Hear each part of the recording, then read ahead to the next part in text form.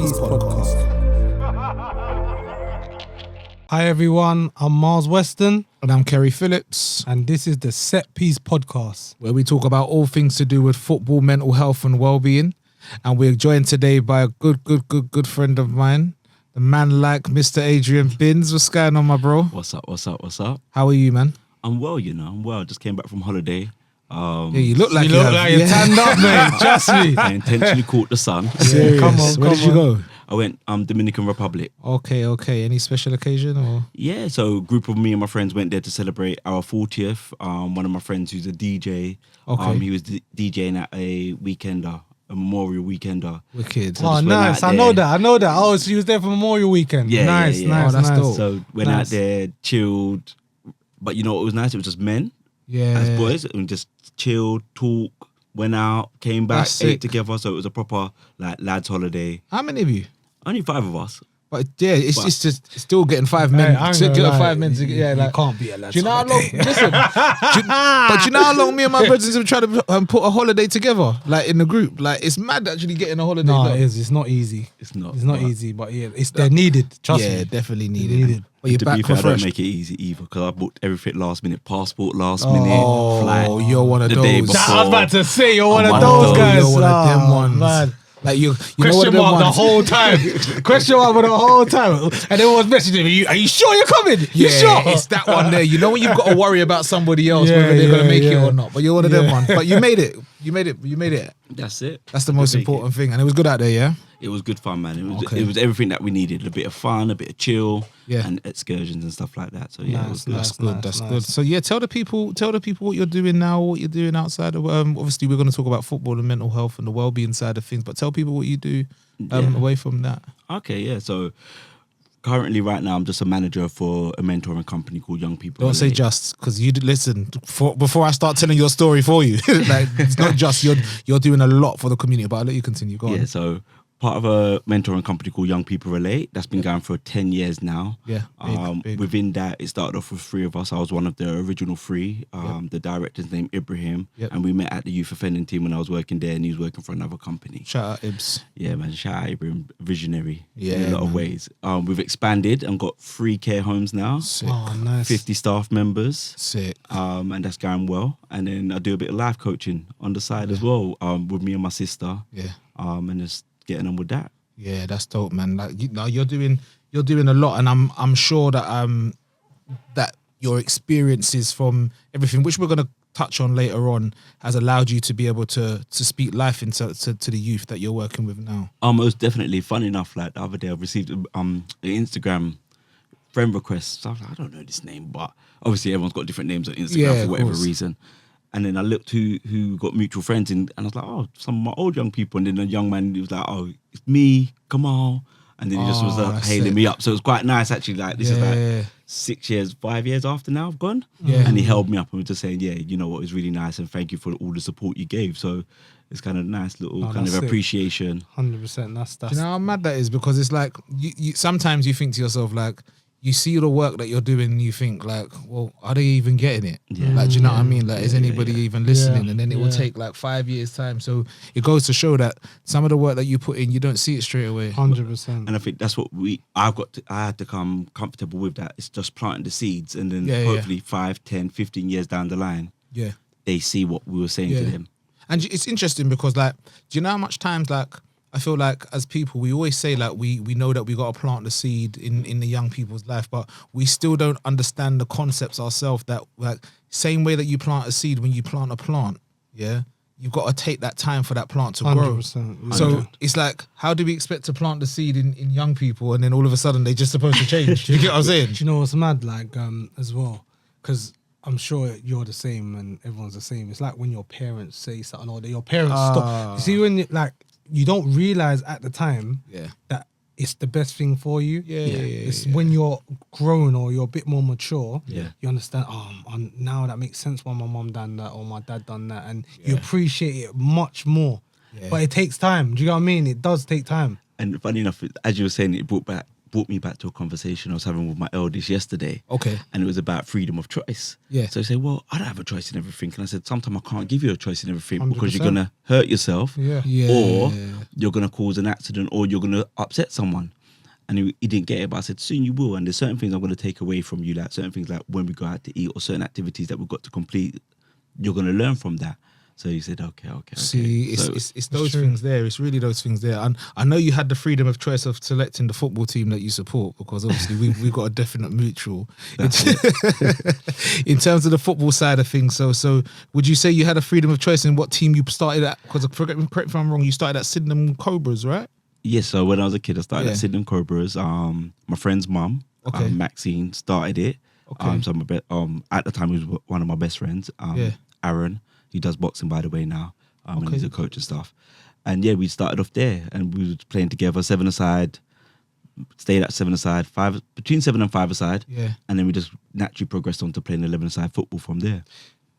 Before we move on, shout out Maxine. I was just about to say, I'm not shout gonna out, lie. shout out Maxine for real. Because For real. I'm strong on this. Like, Yeah.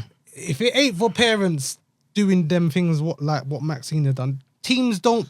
They're not able to even play. Yeah. Do you get what I mean? So real. I say this all the time. Like, majority of the time, it's a parent that's running a Sunday club. 100%. So you have to give that person their kudos when it's needed. And come on, man, like as I said, it helped you start getting into football. And how much other people did it help? Do you know what I'm saying? No, So it was a big community of us still. this is it. So Serious. shout out Maxine, man. Yeah. Shout out Maxine. And whereabouts in Sydenham was that base? Was just like the normal pitch? You know what? We didn't have a pitch, like This is originally what what I'm it was, talking we had a close, we lived in a close together, where my dad lived. So Maxine was on the other, and we used to do rivalry. So they lived in base close, we lived in Copeman close. Yeah. We would play against each other, but we joined the team and created Sydenham Cobras. Yeah.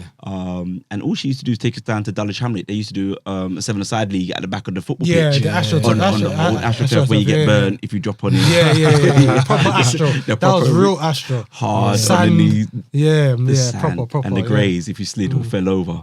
So that's where we used to go. So we used to just kick about on the grass, and then we got a little bit bigger and we used to train down Bridge Leisure Centre. Oh yeah, Yes, Cannon yes, Bridge, yes, yeah, yes, yeah, the yeah, bridge, yeah, and yeah. used to train on their little AstroTurf Astro there. across the road from across it. the road. Yeah. And that was it. And it was like a family friend that done the coaching. So she used to select the team, Yeah. but we would do training with the friend. Yeah, So my good wicked. friend Aaron, his wife's dad, Yeah. rest in peace, Johnny.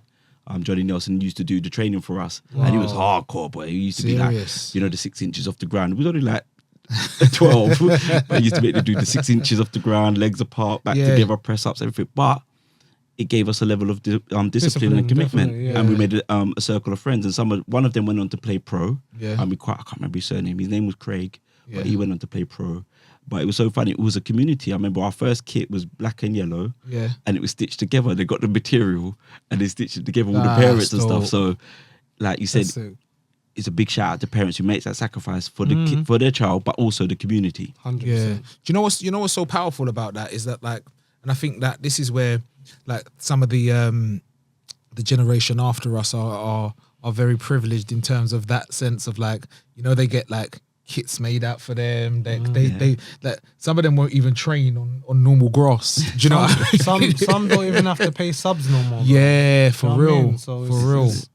It's different now, man. It is. It's very different. So from Sydenham Cobras, we got you down as Flamingos. Correct. Yeah. So would you say that from that's when you started taking football seriously in terms of trying to find teams and stuff like that to play on your Saturdays or your Sundays? Yeah, definitely. So what happened, I was just growing in love with football. I used to play it in primary school, but became more serious for me. So then I was looking for a team. The initial team I tried to join was 10MB, funny enough. Okay. And a funny story about that, and I think I shared it, I never got in. But I was Okay. still looking for a team. And then I met your brother through Oh, a yeah. mutual friend, Yeah. through my sister's ex-partner, Yeah. or boyfriend, should I say. And then he took me down to Flamingos, which is team that his dad used to train. Yeah. So me, my best friend Aaron at the time, my Yeah. other friend Aaron, Yeah. all went down to Flamingos and joined Flamingos. And it was pretty good. It was good fun, actually. Flamingos, boy, I remember those I days, remember man. that as Oh well. my days! Like you see, I'm saying these names, and I'm just like, do these teams even exist now? Do they still? So Flamingos is still going. What's They're part of a consortium on... what's the road name now? I can't remember the name of the road, but there's a sports ground on Fir Hill Road. That's it. Oh yeah, I know where Oh. it is. round the back there. Yeah, Yes. I know. Harry exactly what runs that, Yes, innit? that- Harry, that- yeah. so And that- Paul, is it Paul Palmer? No, he's 10 and B, I think. Is he not Tenerife? I'm sure. But Harry Okay, runs yeah, that, yeah. the So Fair there's Hill like Road, yeah. Four teams came together, Yeah. purchased Okay. this ground. Yeah. And then they've just grown. So they always had this vision. So when I used to play for Flamingo as a child, their like board had this vision of owning their own ground and giving back to the community. So they're there now. The only thing that they're trying still raising money for is to build the clubhouse. Yeah. And it takes a lot of money. Yeah. So, but- definitely a lot of money. But I think they've been there 10 years. So I think it's fully invested now. So I think now they're at the next stage. They've got the money, just get few more bits of money to build it up, and they're doing some community stuff as well, like some life crime and Love to see, outreach stuff like that. That's Love it, sick. man. Love it. And what was that like playing with your friends? Like, you know what I mean? Like that some people don't get, like, like when all of your brethren play for the same team, that vibe there is No, it was a vibe. It was like we used to all knock for each other in the morning, so we all lived, and we'd always be waiting on my friend Aaron Morris because he'd be the last one, putting on cream, combing his hair, greasing the hair. And we're like, Aaron, we gotta go. And then we run out to the bus stop to catch the bus because our home ground was in Penge. Yeah. Annerley, there was a ground behind the Annerley Town Hall called the Orchid. Yeah, Okay, I know. okay. Yeah, I know what you're talking about. Yeah, so we used to play there. So that was our home ground, and then wherever else we had to go, but we'd always meet up there or another neutral location. So you lot travel together. Did anyone's parents go or anything? Some like parents that? will go, but admittedly, a lot of our parents wouldn't go. So Aaron's mum would go, Maxine would go often. Okay, yeah. But most of the time, my mum wouldn't be able to go because she'd be working Saturdays. Right, and my dad okay. wasn't fully involved in football, but he used to be telling me what to do. I hear you. I hear that. I hear you. And so Maxine still carried on with to Flamingos, over to Flamingos. No, she was just as parent supporting now. Oh, okay. So she used to support her son, Aaron, but she Yeah. stopped doing Sydenham Cobras and just used to support Right. her son. Okay, so she doesn't. Yeah, she don't realize the impact that's Trust me. especially like It's, for example for you from when you're going through. Yeah. Definitely, because even you said something, playing with your friends. I think there's nothing that can even match that. Yeah. I think playing with your friends is probably one of the best things you can do. And as you said, like, it's just when one of your friends score, the celebrations are different. Yeah. Do you get what I'm saying? The banter is different Yeah, because it's yeah, your yeah. friends, isn't it? Like, Yeah. do you get what I mean? So for me, that was probably one of my favorite times playing football, just playing with my friends as well, man. So can I ask, even just you, like, did you ever feel like, because obviously when you started transitioning to professional and you couldn't necessarily play with your friends, did you have that issue where like you couldn't potentially get involved in certain things? Oh because certain man! things As now soon as you go to a club, you have to stop it, because if you get injured, then that's. so you had to stop playing with your. Oh man! Like yeah, like I What age straight was you away. roughly? 12. Oh, probably. wow. Yeah, if you're like so, I signed at Charlton at 12, so I'd say from 12 till forever, I haven't played with my friends again because. What was that like? Because it sounds small fry, yeah, but it's like because you're going professional, like. But then certain times where like you don't go somewhere and you got the fear of missing out because everybody's there. You're looking out and you're like everybody's just having fun, but you're not there. Like Yeah, I still did go to like some of the Sunday games and watch and Yeah. and go and see them play. But if I'm honest, I learned the hard way because I at first I didn't stop and then I got injured. Yeah. So then I was like, my okay. dad went mad on me, innit? Like, you know what I mean? So he's like, nah, you have to stop now. Yeah. But even if I didn't get injured, I would have had to stop anyway because it's you're attached to a professional setup now. Yeah. You can't remember it, like yeah. you it's You're your an career, investment. your Yeah. investment, and it's your career you got to think about. And remember, you're playing against other teams that may know Yeah. that you're a professional and want to hurt you, bro. Yeah. Like, Yeah. did you get what I'm Something trying to to say? prove, innit? Yeah, Yeah. like they want to try extra Yeah, hard. Go, oh, 100%. what he plays for? All right, watch. Do you get what I'm saying? Yeah. So you Yeah, have yeah. to be very, very smart sometimes. But and that's not the first time I've heard. It's never the same as playing with your friends. Like I had a friend. He was at where did he went? Macclesfield. He went a few teams. yeah.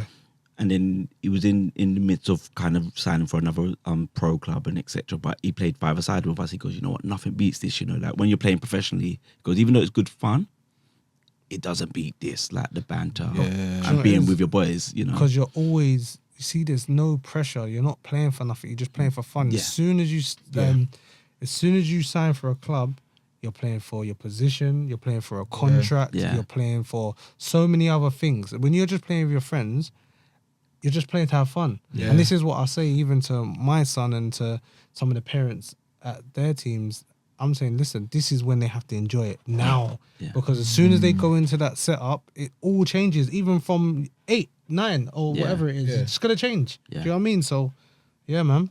So, you know, we'll touch on that later because then that's another thing I kind of need to understand, because if you've got children obviously playing there, they've got to learn positioning now. They've got to learn understanding. Can it still be fun within that? But you know, we'll talk about we'll talk about that afterwards. So when you went on to Docklands, did your friends go with you there or no? So when I went on to Docklands, that was at the time where I wanted to step up in the level. Yeah. And some of the people that I was playing football in with school was like, come join the team. They were at Docklands, which was part of Fisher or a sidestep from Fisher, because they broke away from Fisher for a little bit.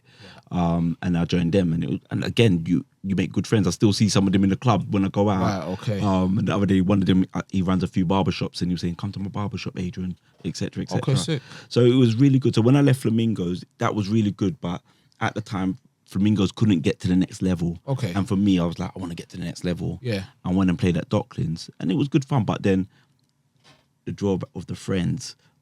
Yeah, So I I left Docklands and went back to Flamingos. Oh, is it? Yeah, Okay. yeah. And then we had a good season actually. I think we went on to win the cup. Just missed out on the league, etc. Yeah. A few of us got scouted. I wasn't one sick. of them, but a few of us got scouted. Okay. But they just started going up a level, and then our younger team, the year below me, about 6 or 7 of them got scouted between Charlton, Gillingham. Oh wow, Yeah. okay. So then you went to Beckenham Town. Yeah. Yeah. Now that, correct me if I'm wrong, is a step up from Docklands, right? Yes, so that was when the Kent Youth League was taking place. So under 18s Kent Youth League. So I went college.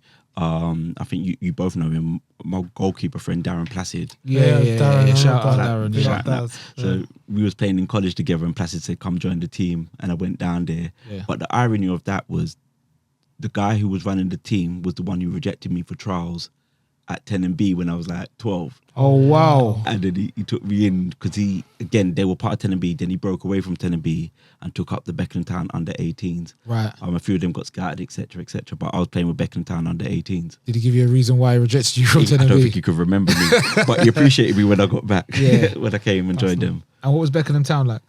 Beckenham Town was good. It was a good learning curve, good level. So I was playing 3 positions, or technically 4. So full back and either wing.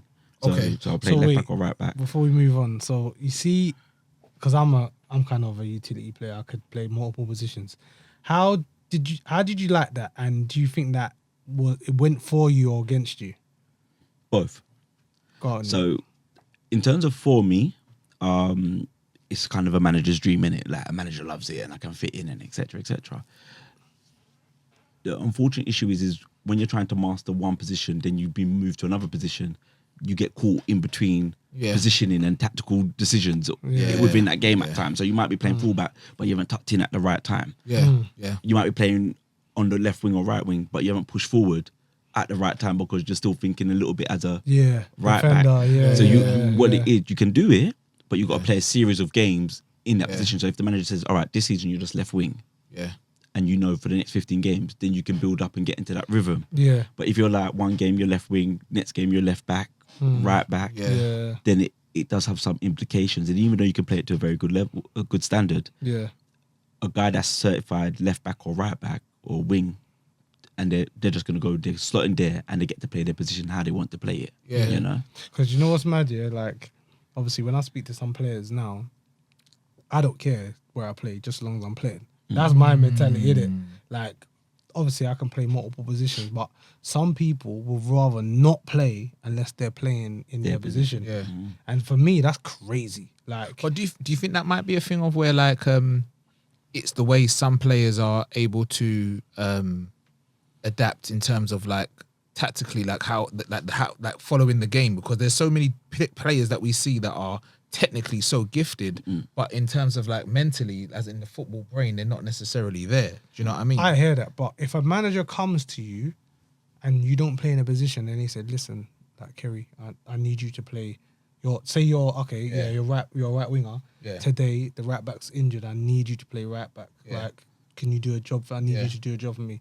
Some players say, no, I'm not playing there. Wow. That's what I'm trying to say to you. Okay. Like, I'm not saying no. I will, do you know what I'm saying? I hear you. I'm going to do my best in that position. Yeah. I'm a footballer. I know how to play football. Yeah. So I'm not saying I'm going to be the best right back, But you're gonna do it, yeah. I'm going to be the best I can be in that position. And it can work two ways. Like if you think of professional footballers like Mikel Antonio, Yeah. remember he played was a defender. Exactly. Yeah. I mean, then when you listen to his story, he was actually always a striker. Exactly. But to get his foot in the door, he played at It's like back. Trent, innit? Trent was same centre thing, mid, innit? yeah. Trent. And yeah. as I said, it does go for you and it can go against you because, like, if you're a utility player, it's good because when you're needed, you can be put in multiple positions. But then sometimes you're just left in the lurch. You just don't. Sometimes the manager will be like, "Oh, I don't need him now because whatever." Do you know what I'm saying? Yeah.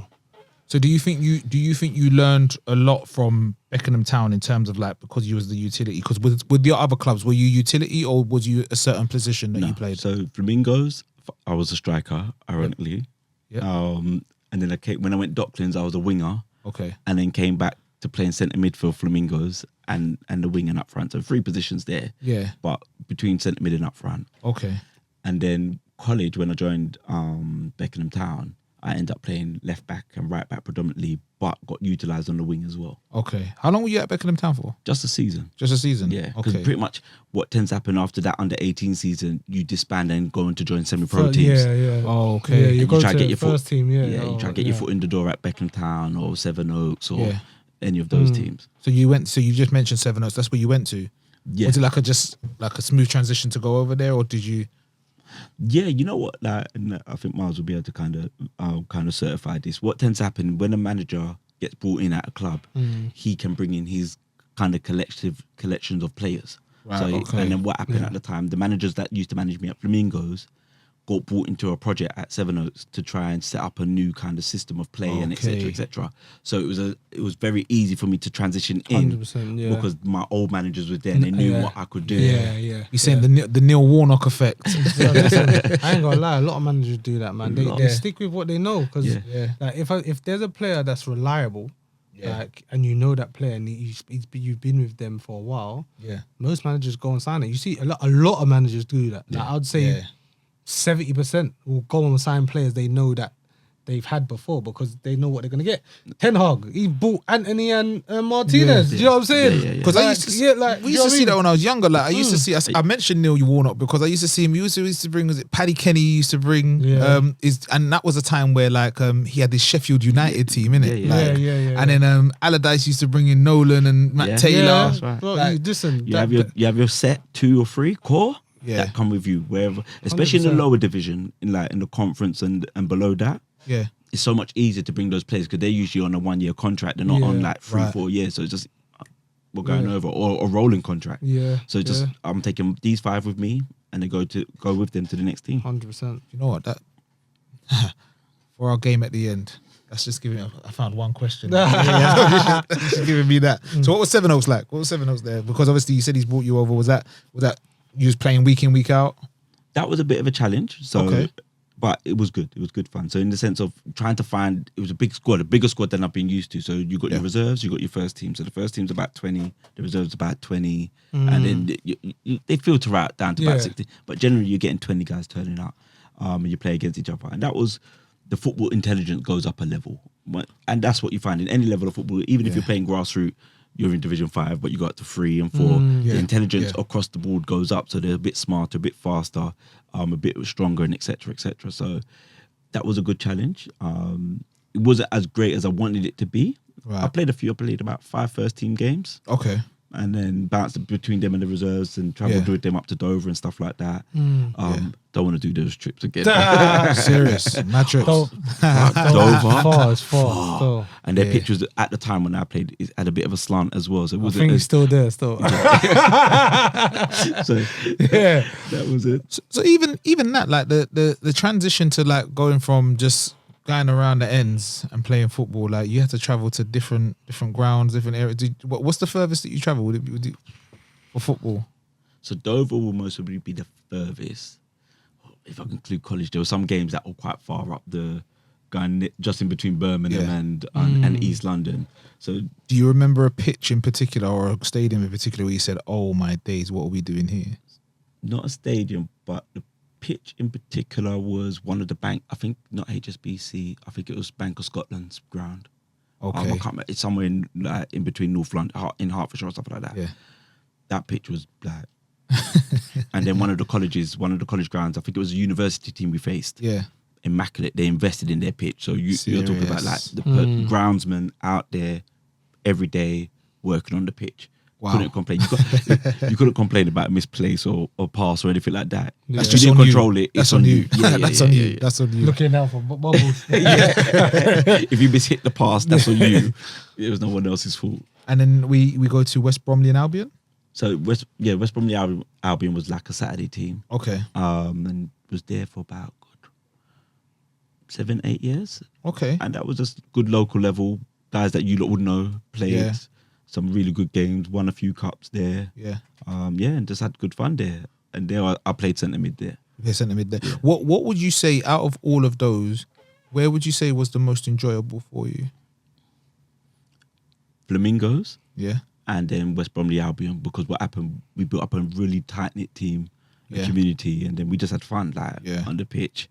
You know, we just had really good times on the pitch together and the laughter. So it kind of makes sense because obviously if we go in between, you said like the Docklands, Beckenham, Sevenoaks, they're all teams where you said it went up a level in terms of like the footballing ability and stuff like that.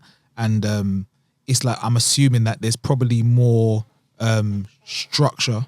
And there's probably a lot more like discipline needed in terms of like positional sense and like understanding the game a lot more. Most definitely. And then if you compare that to obviously the other two, West Bromley and then Flamingos, I would say, correct me if I'm wrong, but there is still that learning inside of it, but it's more about you, as you said, creating that community. So there probably would be that. So you probably built a good base of people, solid foundation. Yeah, and funny enough, we also forget my team Hatcham, my old Sunday team Hatcham. Okay. But funny enough, with that, a lot of those guys now, we're still friends.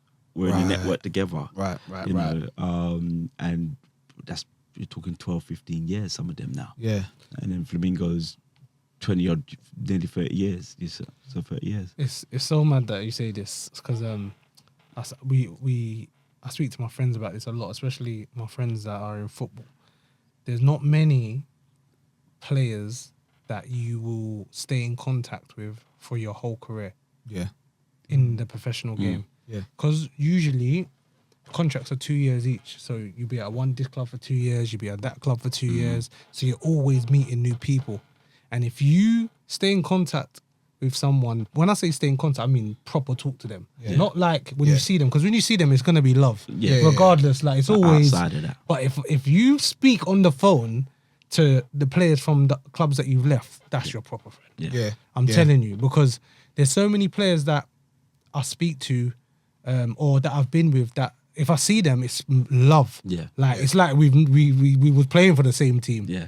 But I don't speak to them on the phone. But then there's players that I've got that I speak to on the phone every week. Yeah. And then I would class them as my proper friend because I know their family, I know what their kids, and do you get what I'm saying? They know me. Do you get what I'm saying? 100%. And it's sad though. I just think it's sad that it's like that, man. Like you're meeting so many players. I've met so many players from my career. I class them as my friend, but as soon as you leave that club, it's like you don't stay in contact. Do you know what I'm saying? It's actually mad, and and I think that's with a lot of footballers. You know, I don't think it's just me. I'm talking for myself, but I think it happens regularly, and I think that's mad. I think you should stay in contact with your friend. These are people you're with every day. They're like your family. Do you get what I'm saying? Yeah. And then as soon as you leave the team, it's just done. Like it's crazy. Like. Well, it's like the working life, isn't it? Yeah, it's like the working life. If you keep on, when you move jobs, like you're going to lunch with them, you're having conversations about the weekend, and then all of a sudden, as soon as you move job, we stay in contact. You have your leaving drinks. You get what I'm saying? You get your leaving drinks, and then all of a sudden, like the next, you're in the next batch. Yeah, the next batch. It's mad. It's the next match. With regards to your footballing, your footballing career, was there any injuries or rejections that you got that kind of stifled a lot more progress for you? I would say one the first rejection was 10B. Yeah. Even though that was a kid, I knew 10B was quite recognised and renowned in the borough. Definitely. So that was a big rejection for me. Yeah. But it was also a wake up call to realise I wasn't as good as I thought I was. Right. Okay. And in the sense of maybe go back and work harder on my game. Yeah. And stuff like that. How old was you when that happened? I was about 12. Just getting into. And how did you deal with that? In myself, I dealt with it in myself. I think I dealt with it all right, but it was a hard, like, I was questioning, well, what do I do here? Like, in my head, I visualised 10B is going to be the team that's going to set me off and let me go the way I want to go in football. And it just didn't happen. But lucky enough, I went back and worked on it. I knew I was good enough or good because I'd done district football, played 2 games with them. Yeah. And at that time when I played with district, I think 90% of the squad was at pro clubs at the time. So played with those guys. Kez, I think he was at West Ham, a guy named Kez. Danny Annie Page. I can't remember, Craig something. So a load of them was at Palace, West Ham, Tottenham, etc., etc. Okay. So I knew I had the level in me to play. So it was the rejection It side. was the rejection. I think that the rejection though made me better. Okay. I think that it's either two things. You either go away and cry about it and stop playing football, or you go away and say, all right, let me practice harder at shooting, let me train on my control, let me run faster, harder, etc., etc. What about injury-wise? Did you have anything that could have stopped you? The only the injury that kind of slowed me down was when I had an operation on my jaw. Okay. So basically, I used to have one side of my jaw growing faster than longer than the other. Okay. So I had to have an operation where they broke my jaw in 2 places to reset it and make my teeth align in the bite. So that was 3 months. Okay. No football, liquidized food. Serious. And that was when I was 18. So that was a real 19. Just 18, 19. Just that's real peak of the football time when I'm supposed to be going like. Okay. Yeah. Greenwich Town, Seven Oaks, all those clubs to really kind of get my feet and see if I am at that level. Yeah. Find out later on. And then fractured my leg around 22. Again, could have, but it took a good year out of me in terms of recovering. Because you remember when we fracture our legs, even though that's what 16 weeks in the cast and etc., 12 weeks in the cast, and then you got to rehabilitate yourself. So I'm not getting physio treatment in the sense of. Did you do it playing football? Playing football. Oh, man. Playing football. Yeah. What happened? So it was playing a friendly, pre-season friendly for a Sunday team. Yeah. And in the pre-season, the guys were grilling me saying I weren't working hard enough in the pre-season. So in the match now, I'm doing doggies. I'm chasing the ball. And then when I've gone to tackle the guy, I've gone kind of side on. Yeah. And my boot got stuck in the ground. So it wasn't a bad break. It wasn't nasty like that. But I heard a crunch like a bag of crisps. Ooh. Have you ever broken an arm or have you ever? I've something. forbid. But yeah. God forbid. So it's like a bag of crisps. I was like, wow. So then done the due diligence, checked me. I'm like, oh no, I'm all right. So I went off the pitch. I'm like, I'm gonna come back on when, but the pain just started increasing. Yeah. Then I realized I fractured my leg, and then that was like I said, it's 16 weeks. Then you got to do the recovery. So then I just kind of missed that window of another trying out for semi-pro team. 100%. And then, Was that your first proper injury then? That was my first proper injury. I had like little ones like where a strained muscle, the tweaks. Yeah. But that was like my first proper thing. And then as I got older, I ruptured my Achilles playing football. Someone kicked me in it, and then that was it. Did you ever want to stop playing football? Pardon? Did you ever want to stop playing football? No. You didn't ever want to stop? Never. And that's why you're keeping going now? Yeah. I'm doing vets now, but never. Yeah, because I haven't even touched on that, but you went to Catford Wanderers. Yeah, that's so correct. you're still doing vets now? Is that still for Catford Wanderers? Yeah. Okay. And how's that going? Didn't have a good season this season. Okay. But otherwise, it's been good. Yeah. But I think at that age, we just appreciate football so much more. Yeah. So much more. So then, like, the team talk is generally not about, it's about winning, but there's also an element where the manager always reminds us, this is our release. Like, let's have fun, guys, etc., etc. You know, because there's so much going on in the background that we bring, and Catford was helpful. So, like, when I was at Catford, I was just started going through my divorce. Yeah. So sometimes I turn up at football angry, not angry at the players, but I'll be angry on the pitch. Of course. And sometimes I might be short with my players. Yeah. But generally as men, we come to know that actually if Adrian's being a bit short today, something's going on. So I'm not going to be on his case, you know what I mean? Unless I'm being a total idiot and out of order. Yeah. Other than that, they just kind of let that go and let me have my moment and etc. etc. So at that time, that was my escape. So during my divorce, that was my big escape. Football, go there, able to switch off from it. Don't think about how much I got to sell my house for and custody battle for my children and all of those things there. It was just, I'm playing, having a laugh. My boys would come with me to football and they will help me. So even my boys are running wild up and down on the sidelines.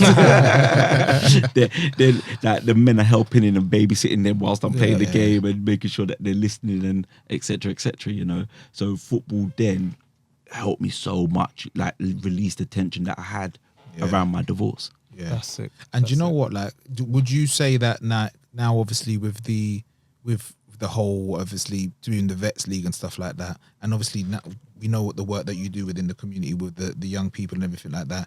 Can you even like look at certain guys within the team and realize that, you know what, like, okay, this is actually your release as well. Like, there's something that you're struggling with or you're seeing, and you're able to have conversations with them off of the back of football. Oh no, most definitely, and usually those conversations will take place if we're car sharing.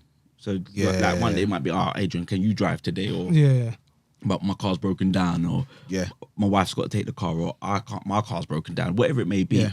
And that's when we connect, and we might be driving, we talk about football, but then something else might come up and we're like, you know, something's going on here and etc. etc.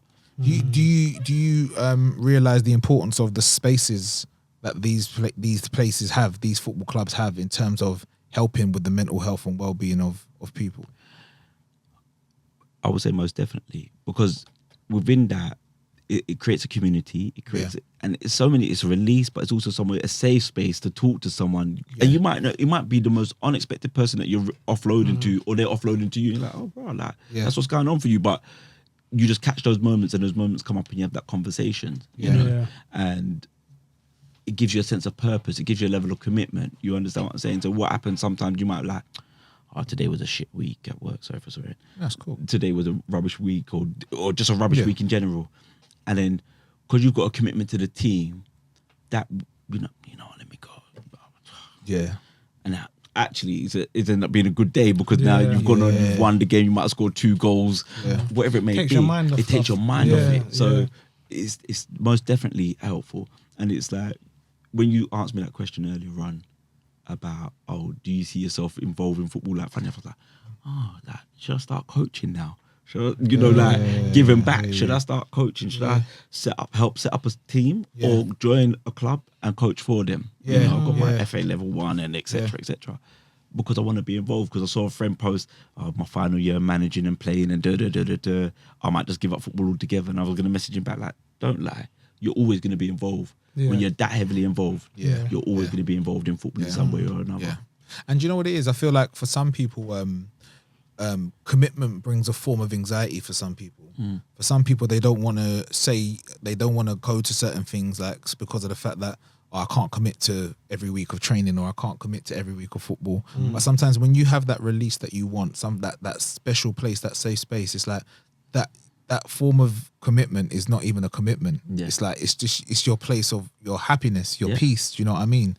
And I'm sure that for a lot of men that play Vets League, like for me, I've seen the Vets League go from, I didn't know nothing about it, bare man are playing Vets now. Like Vets League, like, especially on our ends, like Vets League, the one, like when you come in, like trying to get man that's 34, like no, come play, They're like, no, I'm 34, bro. Like you got, but trying to get ringers in and all sorts. Yeah, I think it's 2 things now. I think obviously the love for football's grown, but I think too, we look after ourselves a lot better than what we used to. I remember I used to watch football. That guy's playing, and now some of the guys are like fitter than 30-year-olds. I was about to say, when my memory of Vets League was overweight guys. Now the Vets League is not that. It's changed. There's actually, it's like 35-year-old, a lot of young vets that are playing in the league. Do you know what I mean? There's a guy that plays for my cousin's Vets League, Santos. I don't even know his name, but I'm gonna have to ask Brett. But he plays centre back, and he's just rapid, and he's one of those ones where he's always just covering and always gets there, and I'm like, this brother is like just everywhere. But as you said, it's like one of those ones where for some, that's their level of fitness. This is what I'm saying. Like they just keep on going. They keep Trust going. me. This is the space for them to do that. In terms of so for you, for example, all the clubs that you've been at, like what's kind of like your best achievements, like accolades and stuff like that? So best achievement, even always still upset at Flamingos and the coaches because they gave me the most improved player when I got top goal scorer. I'll take that with me to my grave. I scored 27 that season and I was like, but anyway, Most improved. Most improved. I was upset about that. That's funny. 2 London Cups, league title, and I think a cup for college team, but 2 London Cups. Okay. Yeah, and that's a big tournament, the London Cup. London Cup. Who was that with? That one was with Beckenham Town under 18s, and the other one was with Mottingham Village. That's big though, isn't it? Like because that's the London Cup. Yeah, you're playing all the teams in London, so you could play one game in South East London, the next game's North London, East London, it's all over. So that's dope. That's dope. The Kings of London, really. That's what it is, really. Like that. It's a big cup, especially for definitely. And we was talking obviously about the whole you being at Flamingos and be with Maxine and everything like that. Like, have you ever gone back to Maxine and like had a conversation with her about like, oh right, like you? Yeah, because again, it builds a community. So then what will happen? You know, we might bump into each other at a mutual friend's barbecue. Yeah. So like, my best friend Aaron got married to a good family friend of Maxine. Yeah. So then whenever their family have barbecue, Maxine's there. We have a little catch up. Yeah. We have a little laugh about the football team, Sydenham Cobras. We used to get in back of Johnny's van. Yeah. No seats, but we'd just be on the floor of the van, just driving from Sydenham to Dulwich and then back to McDonald's in Forest Hill. If people remember, Forest Hill used to have a McDonald's. We'll stop there, have McDonald's, then go back to the area, the home, and then rest up. That was it. So there's still a lot of ties with people who I've played football 100%, with. You know, so when I start going through it now, like my good friend Madda, he's become a good friend for playing for West Bromley Albion. He used to manage them. Yeah. But if you went off the very first meeting with me and Madda had, you wouldn't believe that we could still be friends. Because I remember I went down there and I came on for like 5 minutes. So then, who is his wife? I didn't know that was his wife. She was like, can you pay subs? I'm like, I'm not paying subs. Like, I'm at that age. Yeah. In the sense of, I played 10 minutes. I've got better things to do on my Saturday if you're not going to play me. Yeah. However, Madda's a very calm guy. She's a very calm lady. Look past that because they knew what it was about. Yeah. Then we've gone on to be good friends. I take their kids football if they can't do it. So both their kids are at both their kids are at professional clubs. So one was at Charlton, one was at the age before YTS. So sometimes he had to go Chelsea. And if he couldn't do it, they'll say, can you help us out and take him? Yeah. I'll take him to Chelsea. So I've seen it down what it's like in that environment. Yeah. For under 9s or under 8, should I say? Well, it's under 9s it will be. Yeah. What it's like in that environment. But then Madda will do a little football in the community for the kids, and he lets my son train for free. You know, etc. Okay, so kind of scratching each other's back. It's that community that you start building up, and then like if I look at my other teams, I can call on a certain guy to say, I need a bit of wiring, plumbing. And that's that level. That's what it becomes. So you build up a network in that sense. Yeah. He's a plumber. He's an electrician. Yeah. He's a taxi driver. He's a builder. It starts going like that. Because you know what it is. I feel like some people that may not understand football and may not even like necessarily think that it's some people think it's boring, isn't it? Like, but some people don't understand that like. For some of us as men, and I love the way that the women's game has grown as well. But speaking for us as terms of men, like we've met so many different people, and we've understood. Like it's a universal language for us. Like there's so many people like that I've even met through football, just going to watch games. That I'm having conversations with, that I'm sitting next to, that I would never speak to you on a normal day. Because I say this all the time, man. It teaches you life lessons, man. It's not just about the game, man. Football teaches you things discipline. that you can take into the real world. Resilience. You know what I'm saying? There's so much things discipline, resilience, punctuality. Do you get what I mean? Like even even preparation. Preparation. Because like when you think about it, now I'm at an age, obviously I'm playing vets, so I can't just say, I'm gonna go play vets football, don't eat anything, don't drink anything, because I know if I don't hydrate myself, if I don't eat properly, I'm gonna bring on an injury, or I'm not gonna perform as well. You know, or my recovery is not gonna be as good. So it's so much more now. This is the thing. It teaches you so much. That's just why, like, I personally wouldn't tell. See what you said, that would you continue? I would say to someone, don't never stop until you physically can't. No more. I wouldn't stop playing football, just because you're always learning. And you're always meeting people, as you said, and it's always it's a amazing sport, man, and amazing environment. And for me, as I said, I've learned so much through football, and I hope the next generation coming up, that they're gonna be exactly the same, man, because it's so powerful, man. You just don't at the time, you don't get it, but there's so much you take away from it, man. And then like just saying, like, because when you think about it, it's not even just playing it, it's just even just watching it. Just 100%. Just being like, I think like there used to be an old guy that used to come to our games, not with the club, but used to come and watch us play. Old man, must be in his 70s or 80s. Enjoy the game. You end up having a conversation with him, etc. And he will praise that player, or that was good, or that. But and he was always by himself. But I know for him, that was a sense of release. He 100%. made new friends through that situation. 100%. You understand what I'm saying? Like, even if it was a 20-minute conversation, that was his release for the day. He might have been the only person in his life. He's got no grandchildren, no children. We don't know. True. But he would come down to the game and watch the early kickoff, the afternoon kickoff, the evening kickoff, all for free.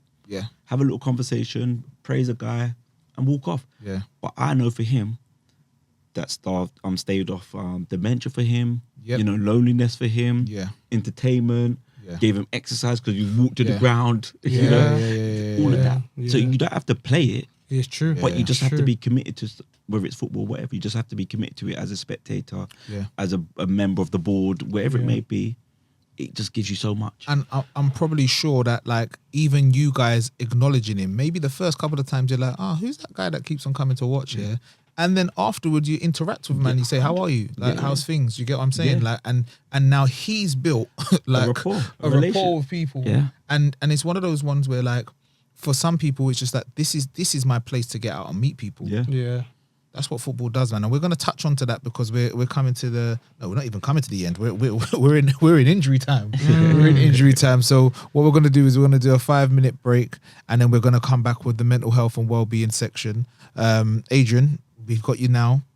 We've got more to do. Please start thinking about your football knowledge, because I've got a game at the end, obviously, which you know about. Okay. Miles, we'll have a conversation. How are you not doing at the moment? No, we're not speaking English. No comprende. But yeah, we're going to take 5 minutes and we'll come back to the next section. All right, people. For anybody out there that may have heard something in the first half, you might be struggling, you might need that safe space, you might need that support. Feel free to contact the numbers that we've got on the screen here. Like I say, we always talk about basically encouraging people to speak. So those are the numbers there. Get in contact, find that help. Yes, people, yes. We are back with the second half. We're with obviously Adrian Binns, obviously myself, Kerry Phillips, and my co-host to the left. No, what's my left? That's my left, isn't it? So it's my right. Yeah, man. Listen. Yeah, that's my left. So this is my right. My co-host to the right. And red stickers on your hands. Yeah, I should have done that, innit? I should have done that. The co-host to my right is Miles Weston. Okay, yeah, you know your name. That's fine. Come on. I'm thinking, why are you setting me up to say it again? Like, I thought you was gonna say it. Allow me, man. I'm trying, man. I know my left but my right side. I'm trying. But we're on to the section that means a lot to us, which is obviously the mental health and the well-being side of things. And you know what? It's funny that we was just talking off of the back of what you said about when we was talking about the people that go to watch football and how important it is for them. And it got me thinking of even like Miles has been playing professionally for however many years. Yeah. I've been watching professionally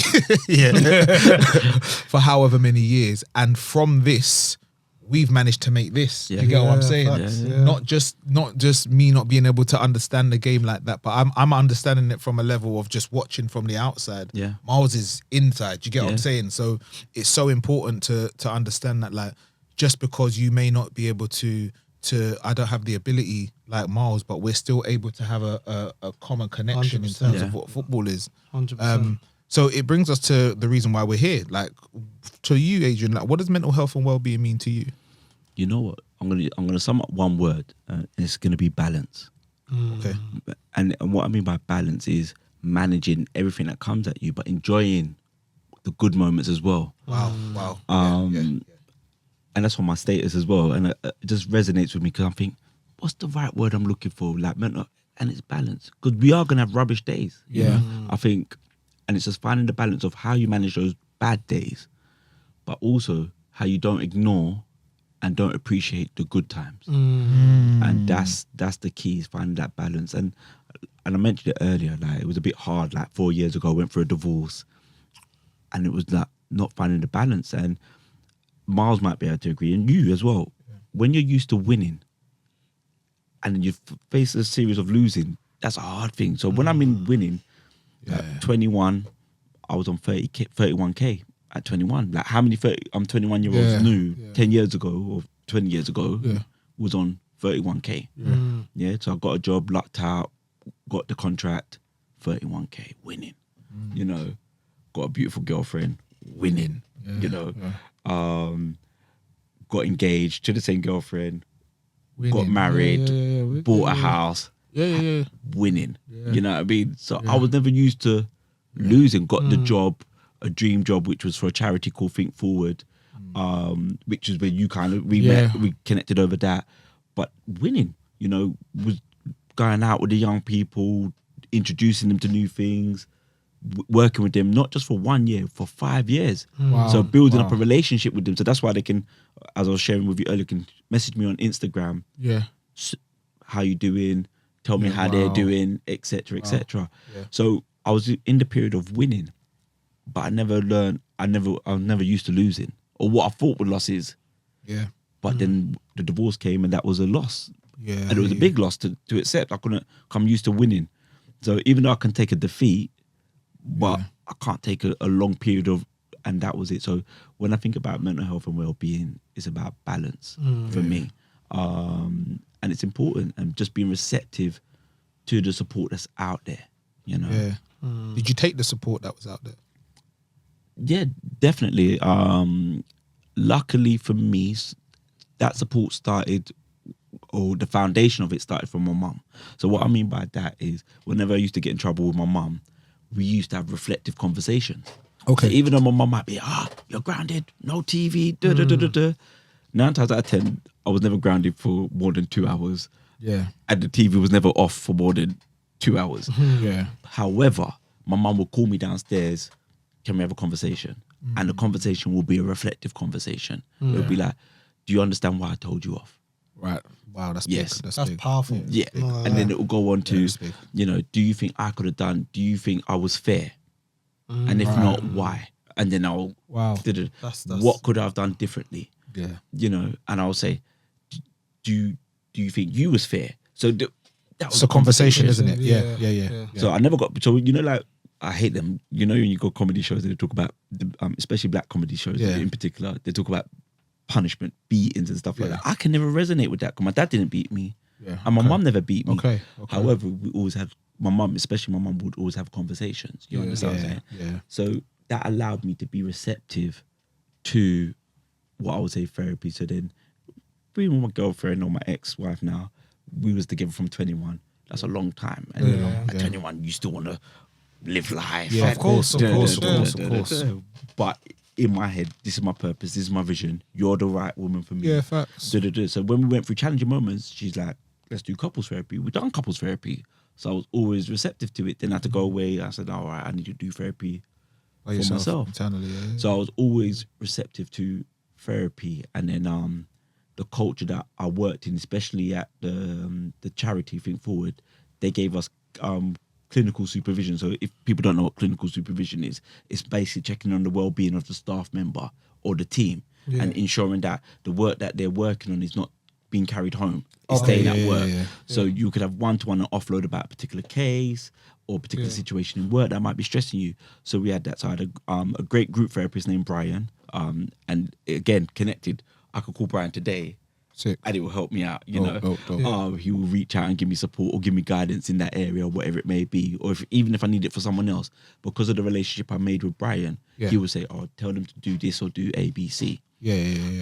So as a result, I've always been receptive to it. So I've done personal therapy, couple marriage counselling, and then also personal therapy after divorce. You know, and I've done 2 loads of that. So when I first broke up with my wife, I went back to the therapist that done our marriage therapy, which was good. The only not I'm gonna say challenge or perspective or optics of it was another female. And I'm not saying female therapists are not gonna do as good a job as a male therapist. And she wasn't biased, so I'm not gonna she was very good. But sometimes it's just about relating to another male. If that makes a significance. So after seeing her, went through the journey with her, but I felt her approach, her making me passive, or not that she made me passive, I chose to be passive. Right, okay. In how I dealt with my emotions. Actually, I felt it made me a lot worse. Okay. So then when I got, and I was low, like, I mean, I was really low.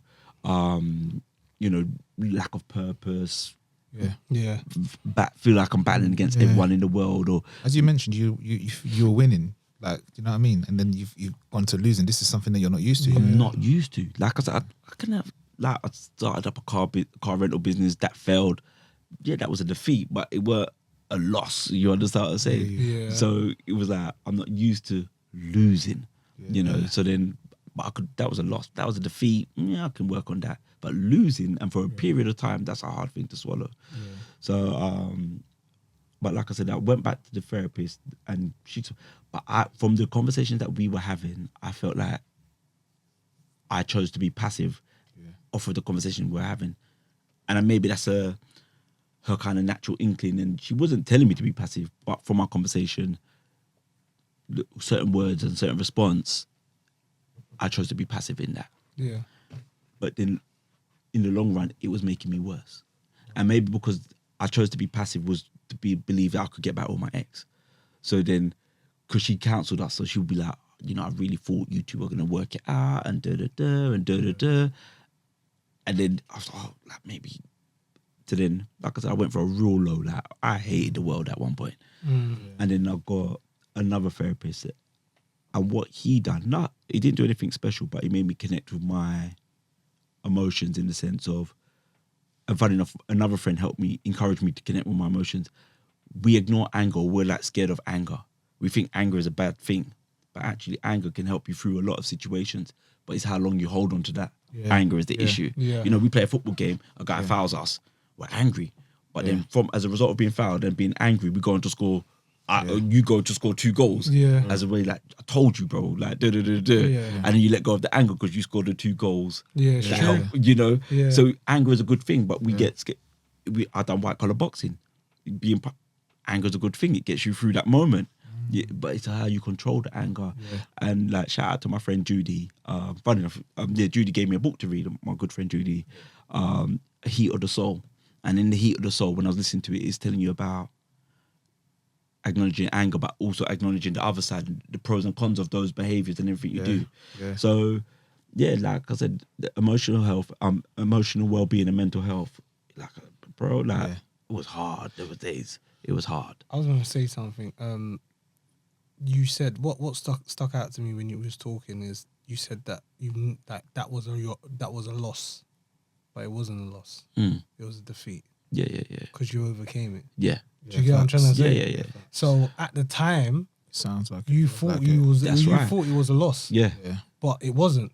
And obviously you did what you had to do to get out of the loss. But at the time, I can imagine that you just, as you said, you was in a bad or in a dark place.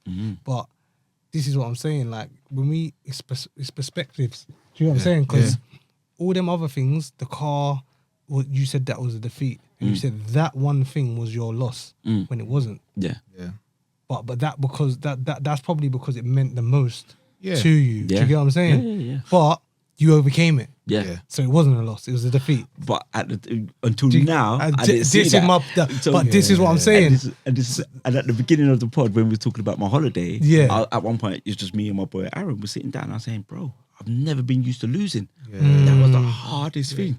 Sorry. And then and within that, as men, sometimes we're like, you can see a person going through something, but you don't know how to help him or her. Yeah, so true. you sit back and you're like, and I knew he was like, bro, I checked in on you and I was worried about you, but I didn't know what angle. And then me and him was talking about it, and it goes, again, I never went for a period of losing. And then we spoke about it, and he said, oh, when I lost a job at the youth offending team, he couldn't get another job for a little while, and he was losing. That was his period of losing. But as a result of learning, it was a defeat. But at the point, he learned from that defeat. So then, but he done that a lot earlier. So he done that at 23, 24. You understand? So going through the stage of like having no money, So he's been at his lowest point. I'm not saying he can't have another one, but he's been at his lowest point. And now he's doing really well. He's a high up manager in the train company, and etc. etc. You know, he works like he keeps on bragging about it, but he technically works 160 days. You know, he's 4 days on, 4 days off. So he's like, I work 160. Yeah, he's one of those ones. And he goes, that's not even including annual leave. But that was it. So then when we went on a holiday, it was nice. Just the man them, even though I caused them stress by booking everything last minute. It was just nice to be in that circle, and men just need to get more used to being in each other's circles, sitting down, going out for a meal. The ladies do it. I'm not saying you're going to act like a lady, but the reason why they do it, because it brings a level of comfort, reassurance, you know, balance, you know, and that's it. And luckily for me, I've started mastering or learning about balance through one of my managers, a good friend of mine, a guy named Shelley, at Think Forward. And what Shelley used to do, bro, you think, why am I seeing my manager 4 times a week? Yeah. So you have 4 different supervisions, but one of them was about your emotional well-being. And you're always checking in on your emotional well-being, and you'll ask you open questions about, you know, what are you doing to protect your balance? You know, what is bothering you? And that helped so much as I got older. And it used to be like, have you done everything for work today? I'd be like, yeah. Go on. I just had my first son. Yeah, go home. You know what I mean? Because he knows family is important. That brings balance. You know, if you're not spending enough time with family, it doesn't mean you have to have a job, but if you're not spending enough time with your family, it's real. That knocks your balance. 100%. You understand what I'm saying? Especially if your family are fair, reasonable. And I'm lucky, like my mum's side and my dad's side. I'm lucky to have a very beautiful, strong family. You know what I mean? Like there's times where I go out, you know some of my family, Miles, Chris, TJ, Jade, those are my cousins. Sometimes we're out, there's about 15 of us in a party together. You understand? And we might be with our little pockets and with each other, but this time there's 15 of us and we all go out together and everything like that. That, again, brings balance, you know what I mean? Definitely. My older sister, she's a qualified, she's annoying as well, but I love her. What I mean, she's annoying because she was a probation officer and then she retrained because she had a chronic health condition. And it's crazy. I saw her today at church. That's mad. Oh, yeah? I saw her today at church. That's crazy. Yeah. So she had a chronic health condition and she retrained as a therapist, hypnotherapist, and a life coach. Right, but you see, if you ever sat down with my sister and you brought a problem to her, the way she sees it, and she will reword it or give you a different perspective, or different optics on it, it helps you get through the stage. My sister hypnotized me because there was one point where I was so angry with my ex, that it was bubbling, and so she hypnotized me to kind of calm that feeling down. You understand what I'm saying? And it's interesting because obviously this is your story, so it's not about me, but like I can resonate with the whole divorce side of things, because it's like you're like that. Although on my part it was my decision, but it's like one of those ones where it still feels like you're a failure. Like you feel like you failed in a certain situation where this was supposed to be forever. Because society told us to do that. Facts. But then you know what? Sometimes if you pass that bottle of water 1 second, the reason why, make sure it's closed. So it's like what I've learned is like is my pastor that taught us this. It's like if I hold this bottle of water, it's actually not heavy. Right. But if I continue to hold this for like 5 minutes, if I continue to hold this like this for 10 minutes, if I continue to hold this for an hour, it's gonna start getting heavy. Look, like my arm is gonna bun. My arm is gonna bun. And it's not necessarily the weight of the water. It's how long I'm holding it. Yeah. Do you get what I'm saying? It's not the weight of the water. The weight of the water stays the same. It's how long I'm holding it for. And it goes back to like the anger and the frustration. Yeah. It's because of the fact that like anger is a good thing. Yeah. But if we hold on to that anger, that's when it's like I've left the yard angry, and now because this person cut me up on the road, that's where the road rage comes. Yeah. Because there's so much anger that I've held onto. Yeah. You get what I'm saying? With regards to that, like obviously you said that you've obviously went through that. Can I ask a question? Do you think like, and I could be wrong here, but do you feel like when you said that you was at your winning period, right, it didn't affect you as much maybe like the way your football career, the trajectory didn't go as well as you wanted it to because of the fact that you was winning as much? Now that the fact that obviously you're playing vets, you said that now like you're at your loss period, do you think it would have been worse for you at that time in terms of like how you thought about football if you was going through that loss period? In my peak? Yeah, in your peak. Yeah, I think more so. Because I think, and what I mean by that, because actually when you're playing at any level, your performance counts. Yeah. But however, at that age, you don't know how to express yourself, and you ain't got men who's been through a similar journey. So at that age, there's a level of emotional bluntness that I don't need to care. I'm not going to see my man next week or whatever. You understand what I'm saying? So at that, you don't really care about another man's well-being. You just care about your own well-being, unless it's your close friend. So playing at 20, 25, no one needs to know what I do outside of it. They didn't need to know if I'm going up or down. They just need to know I'm going to turn up and perform. You see what I'm saying? So how important do you think it is that, or it was that you, when you was going through that low period, you had that safe space within the football community that you had? Because you said for example that you was able to release. Yeah, bro. When I mean the football was my release. My good friend Madda would talk to me. We would do little runs and talk and whatever. But the football was the one moment I didn't have to worry about work. Didn't have to worry about staff. I didn't have to worry about my sons for that period of time. Like it's 90 minutes. Just playing football. Freedom. And don't get me wrong, like I said, sometime it will spill over. Yeah. But it was my 90 minutes. Yeah. You understand? Yeah. My 90 minutes to crack jokes, whatever, be the butt of the joke, be the joker, the jester of the group. But it was my 90 minutes, or you might as well call it 2.5 hours. Yeah. You understand?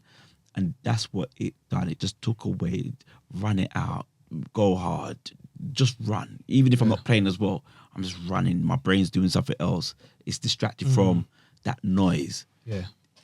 You understand? I'm seeing the blade 100%. Of grass. I'm seeing, it's just it's away from that noise in the background. I don't have to return to it for another 3 hours. I don't have to worry. Because when you play football, remember, you don't think about bills. Nothing. You don't think about nothing. Yeah. But trust me, trying to win the game. Yeah. And did you, apart from obviously the running side of things and playing football, did you build like some people that you could potentially call on or have conversations with regards to when you were struggling with a divorce and how you felt? Did you have definitely. So one of them was my good friend Madda. Yeah. You know, like I got to shout out Madda. Like the amount of conversations we had. Yeah. John.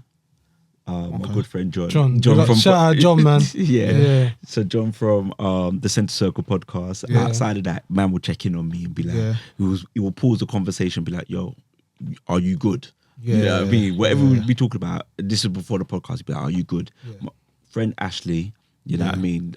That I became good friends through from work. And then the others would be Aaron, Leon, Anton. Yeah. But like I said, there was, you know what I mean? And like I said, you see, like guys are getting it now. So like, and the reason why I'm going to say guys are getting it, when my divorce actually came through, the first day it came through, my ex put it on social. She wasn't tasteless, but it was a bit tasteless. You understand what I'm saying? So it was a bit, it weren't tasteless. It weren't like, oh, thank God I'm free kind of thing, but it was a little bit of that. But random, about 4 phone calls came through to me. Yo, bro, you okay? I'm like, yo, what are you talking about? Because we're not friends on social. Right, you know, what usually happens, especially women will usually do it, they block any contact on social. Usually it's the women, but and maybe that's a good thing because I know if I saw some stuff I'd be so anyway, I got 4 phone calls on the day of my divorce when it came through in the post, actual, and she put up a picture of us on our wedding day and said, "Oh, you know, and I've learnt a lot, and then some nonsense about I feel liberated or whatever." Well, that's her journey. Cool. Yeah. But 4 of the mans them called me, "Yo, bro, just checking you're good. 'Cause I see the post on Insta. You know, somebody took it personal. I'm defriending her. You don't have to do that, bro. But I ain't gonna lie, I would have been one of them. Nah, do you know what? Yeah, there's something about the man them. Yeah, you see, Trust like me. you see, if you hurt my brethren, yeah, Facts, bro. yeah, like that's our pettiness, you know. listen, Like, I ain't you know, gonna like, lie, like, yeah. that's our pettiness. Like I Listen, can't even lie to you. I don't know your thing, but I felt that when you just told me. When you just told me that, I felt that. I was like, what? Like, oh. when it came through, like even though I processed it and got through a lot of it, even when that final document comes through to say you are divorced, it still hurts because you feel like the feeling of failure comes up. Facts. You understand? I can relate. So it was just like learning from that. But like I said, the man them called me, "Yo, you good? Yeah. Nah, I see the post. Just checking your call. I don't really like that, but just making sure you're good. Brother, man's good. Safe for checking on me. Nice. You understand? And it was like 4 or 5 man that called me out the blue. Yeah, even one of the guys who didn't even know the full situation that was going on. He called me, "Yo, bro, I didn't know what was going on, but just needed to check your call." Yeah. Nice. So we are getting better as a community in terms of checking on each other's well-being and mental state. And that's it. So I've had guys that checked in on me, made sure I'm okay. You know what? Made sure, because even though that situation, you got to hold you got to find a balance in it. There's some things you got to let go of in that situation, in divorce, and there's some things that you got to say, "Nah, I got to hold my line here, because if I let this go, I'm doing more damage to myself." The balance, I'm losing balance with myself, so I'm gonna make myself more angry because I've given up on that argument, or I've allowed you to get away with that, or I've allowed you to make this statement or make this choice. So it's a hard thing, but like I said, on the day when it finally came through and she done the post, I didn't do, as men, we don't post things like that. No way. You understand? Definitely. We don't. The man then reached out and said, "Yo, you cool? You understand what I'm saying? I don't really like it, but I need to make sure you're good." I'm saying, "No, you know what? I'm all right." And don't get me wrong, it's still been a journey. But the men are getting better at it. Man, them are checking in. You understand? And it's good, and you know what it is. It's like, and for her as well, that might just be the way that she wanted to. Do you get what I'm saying? She wanted to express it. So you've got to understand that, like, although for you it might not have been your way of doing it, like as long as you're comfortable within yourself to say, you know what, okay, cool, that might not have been That's me, it. but like, you know what, you didn't do anything to. And that's which it. is good, which is the great thing. Yeah, Because no, definitely. sometimes we fall into that trap where we feel like we have to react and respond. 100%. Yeah, sometimes silence is the best thing anyway. And this is it. And like I said, the community, like there was one moment, bro, leave it. No, I need to say something. Bro, leave it. Trust me. Yeah. And I'm so glad that my boy Clinton, he said that to me, like, leave it. Because now I'm like, you know what? Yeah, I could walk with another level of like assurity and confidence and say, you know what, I'm glad I never reacted to that moment, because that would have been one of those regretful moments in my diary. Like, I should have reacted, but I reacted. And that's it. You know. And sometimes you got, and once again, this is not based on obviously what you've said. I'm just talking about in general. Yeah. Sometimes you got to understand that, like, whatever story that person is going to create of you, and this is for everybody, you've got to understand that, like, some people will just see you as the villain, and if you live it, and when you're comfortable of being the villain, within their story, your life is so much more peaceful. I always say that, like, for example, whatever you put out there, whether it's social media or whatever you say, some people are going to call you inspirational. Other people are going to say you're showing off. Whatever that person is trying to find, they're going to find it. They're going to find it. 100%. So even if you're trying to be inspirational, but they see you as like a liar, they're gonna find it. They're gonna find it. You get what I'm saying? And for us, it's as I said, for everyone in general, it's about being having peace within yourself. To understand that you can't please everyone. You're not gonna be able to please everyone, and that's it. And do you feel like, from what you've gone through as well, you've been able to help and counsel other people, like your friends in and around you and stuff like that? But most definitely, you know, good. I think I'm going to say that back. Everyone goes through a journey, Yeah. So you go through your highs and you go through your lows. Yeah. And then you go through the middle, and it's just working through that. And sometimes, like, actually, how does that help you, or how does that impact on you? Like, I've had a friend that wanted to break up with the missus, even though I was going through my divorce. I'm going to him, you sure? It's not an easy journey. Yeah, so facts, if it yeah. can be repaired, bro, Try to try and repair it. Yeah, facts. Like, so it's not about, oh, because I'm going through divorce, you need to join my club. Yeah. Real. Be the Real. single club with me. No, bro. If you can repair that, because I'm telling you now, and especially because I got 2 boys, it's never gonna be like, we can make another life. You understand? And I can meet someone, and I might even be happier. Yeah. However, you know, knowing now that I'm not gonna be able to spend every single day with my boys. Yeah. Or be like, I can be part of their life now. Like, as I've gone through it, I yeah. can be part of their life. I know that. Yeah. And it's what part I want to play. So if I want to go to the school plays, I'll go to the school plays. If I want to pick them up, and etc. But it's just coming to terms with that. You understand what I'm saying? Yeah. And just knowing that you're not gonna be able to spend every 24, or you're not gonna be able to have access to your children 24/7 as you once did, or what you believe you had once 100%. had. That's what you got to accept. So anyone that goes through it, I do counsel them and say, can you fix it? Have you tried therapy? Have you tried this? Or can it be, if you are going to break up, can you make it as clean and less messy as possible? Because the longer it drags out, like use the example with the bottle of water, you're holding it, the harder it gets. Yeah. Do you understand what I'm saying? The little things that you're holding on to, it's harder to let go, or it's causing more pain. So I'm gonna give you back your bottle of water, by the way. But do you know what? It's interesting why you're saying that. Like, I can only imagine, like, you're just one person of maybe a 17, 18-man squad of that vets team that are probably going through so much that they probably don't even mention. 100%. Do you know what I mean? 100%.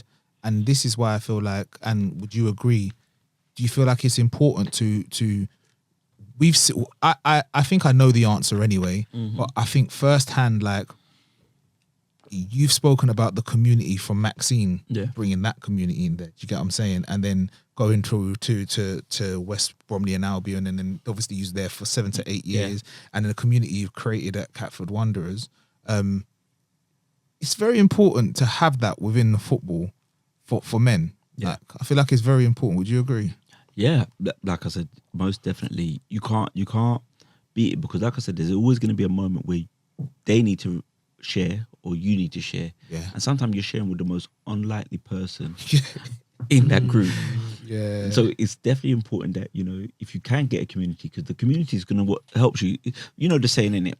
It takes a village to raise a child. So if it takes a village to raise a child, what do you think is going to keep the child going, or keep the adult going? It's the same village, right? You understand? So it takes a village to raise a child. So it's not just you, it's not just me. Yeah. It's a village. So if it's taking a village to raise a child, as we become adults, we shouldn't be losing the village. We should be staying connected to that village and letting that village grow. So the village is there to support us. You understand? When we need something, or when they need something, that's what the village is there for. Yeah. Because you mentioned something, like, in terms of, like, the unexpected person that you'll speak to, and it probably is those car journeys. Yeah. That, like, the lift to the match or something like that. You're speaking to an unexpected person, and all of a sudden there is that release there. And I feel like this is where it doesn't matter what level you're at. Yeah. Whether it go from Prem all the way to grassroots. Yeah.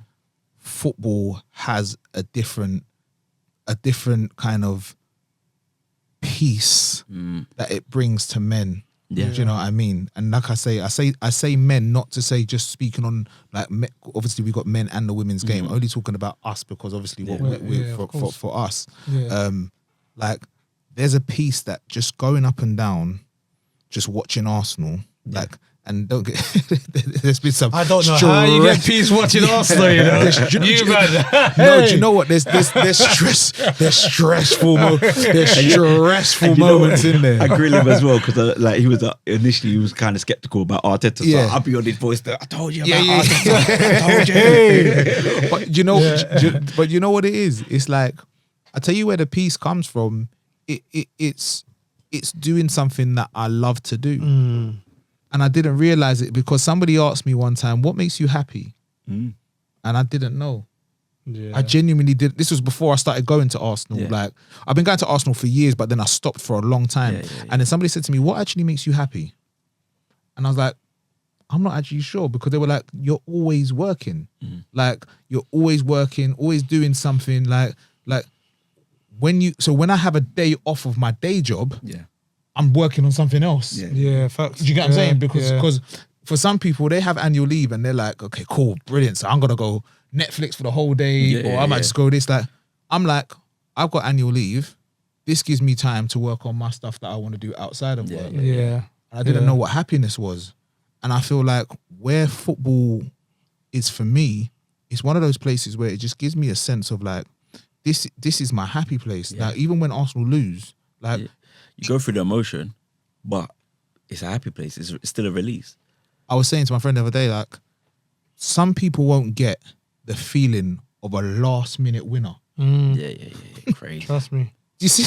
Best. Yeah. You're hugging people you don't know. Bro, I got a picture, I got a video online where I'm just hugging this brother and he's probably like 60, 70, yeah? Yeah. But we're hugging each other. Yeah. Mm. You get what I'm saying? Yeah. Enjoying that moment. You In are sync. enjoying that moment. Yeah. You are enjoying that moment. In terms of like your success stories in terms of like football, would you say there was a period in football that when you got over your injury and you got over obviously the rejection, what would you say would be one of the things that you learned from that in order for you to take it into your everyday life?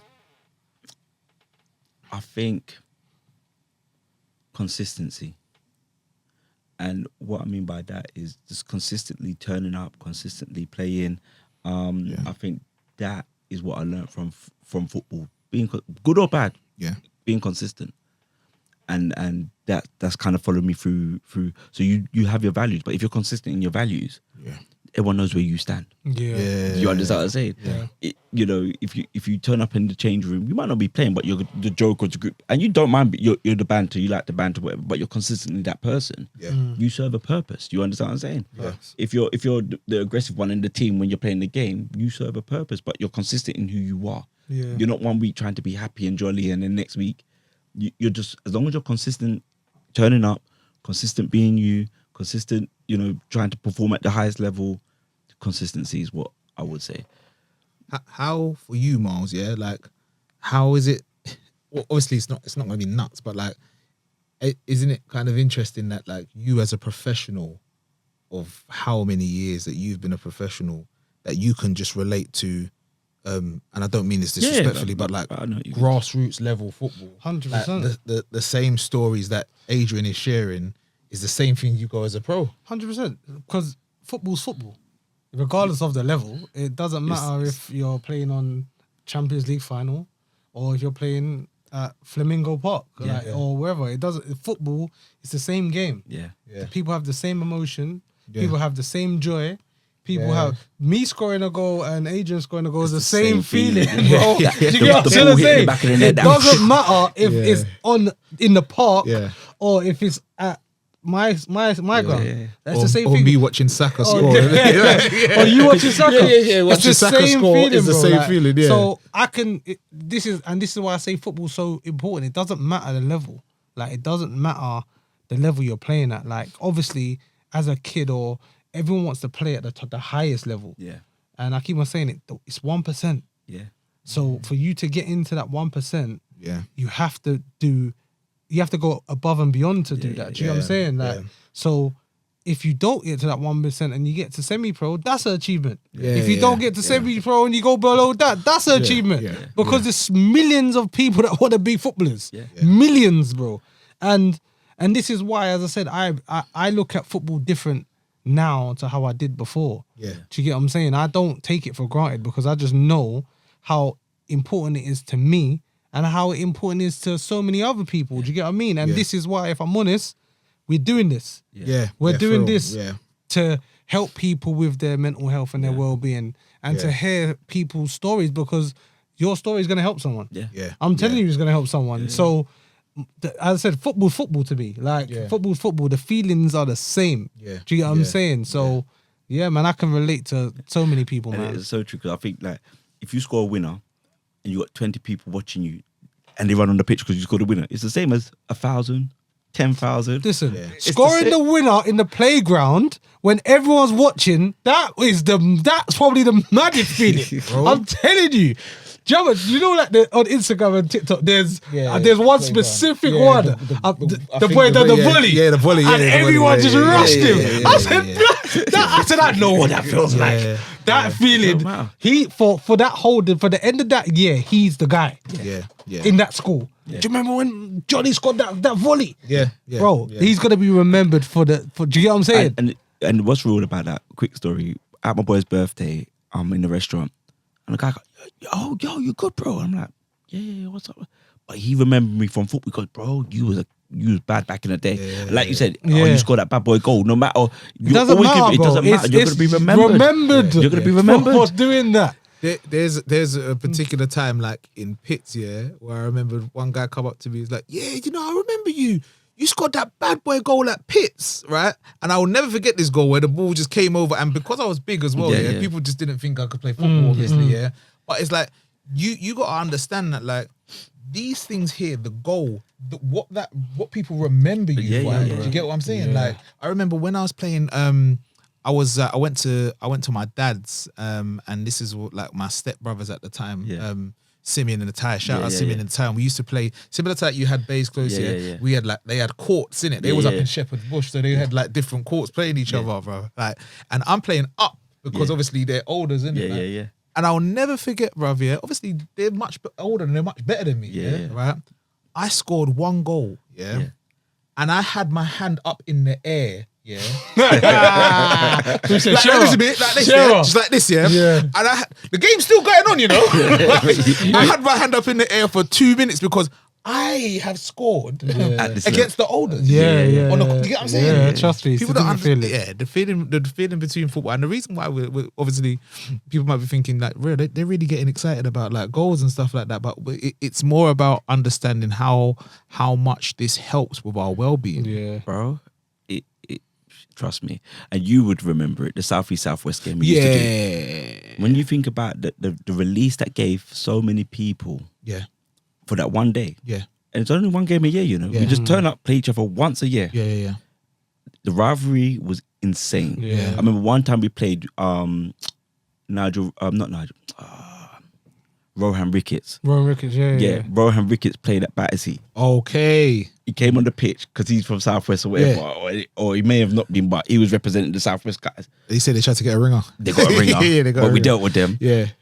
But like I said, we remember all of that. And people still come up to me today. Oh, that game was legendary, like people who weren't even playing.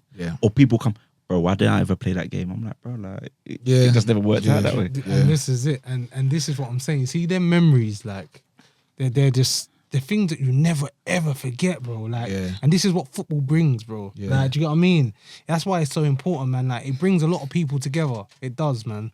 And the last thing I will personally say on this specifically is the fact of like, don't look at it just from the standpoint. Obviously, we're talking about grassroots and everything like that. We're talking international. When you think about the Euros and the World Cup, there was a period where when we was obviously.